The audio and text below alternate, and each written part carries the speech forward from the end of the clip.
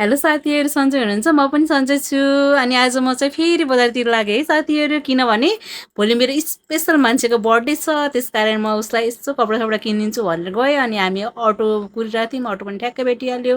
अनि अटोमा चढ्यौँ, चढेपछि अब हामी लाग्यौँ। हेर्नुहोस् है, हामी कहाँ चढ्छौँ। ल हेर्नु, यो चाहिँ कपडा पसल हो, कपडा पसल। यसमा चाहिँ राम्रो राम्रो कपडाहरू छन्, सस्तो मस्तो जे छाने पनि यहाँबाट चाहिँ हामी धेरै जसो यही पसलमा आउँछौँ कहिले कहिले किन्न। अनि त्यसपछि मलाई चाहिँ ठिक ठिकै लागेको थियो टी सर्टहरू, तर अब नानीलाई चाहिँ स्कर्ट र टी सर्ट मन पऱ्यो हुनाले अलि स्कर्ट पाइएन यहाँ। अनि हामी श्री सिस्टर्स कलेक्सन भन्नेमा गयौँ, त्यहाँ चाहिँ यो स्कर्ट र यो चाहिँ मन पऱ्यो। अनि त्यसपछि अब कपडा किनिसकेपछि अब फेरि पेटमा त भोक लागेको थियो, अब के खाने भनेर फेरि हामीलाई पानीपुरी खान मन लाग्यो। अनि पानीपुरी खान आयौँ। अनि पानीपुरी पनि भइहाल्यो तयार। अब म पानीपुरी खानतिर लागेँ। यो त छोड्नै मन लाग्दैन कि बजार आइसकेपछि पानीपुरी नखाए त अरू खानै मन लाग्दैन। अनि त्यसपछि पानीपुरी पनि खाइयो, एकदमै मिठो थियो पानीपुरी।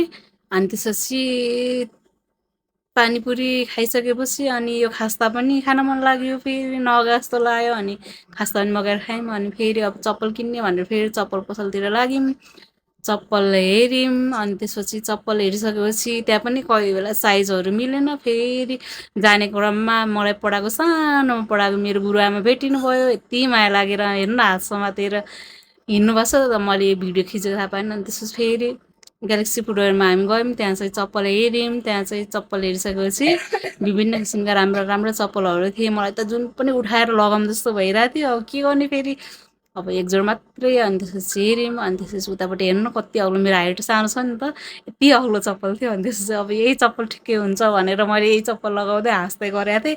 मलाई चाहिँ एकदमै राम्रो लागेको थियो कि। त्यसपछि चप्पल सप्पल किनेर हामी लाग्यौँ घरतिर। अनि हामी घर आइपुग्यौँ। बाई बाई साथीहरू, अर्को ब्लगमा भेटौँला।